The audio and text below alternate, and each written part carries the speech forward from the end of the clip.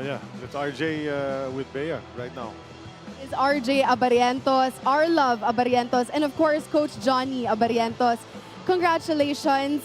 RJ, like what I mentioned, this is your first ever championship here in the PBA. Pwede mo ba pag-usapan, ikwento kung paano ba yung naging journey mo heading into this moment? Yeah, what a journey. Grabe tong season na to. Grabe tong nangyari. Sobrang thankful, grateful ako na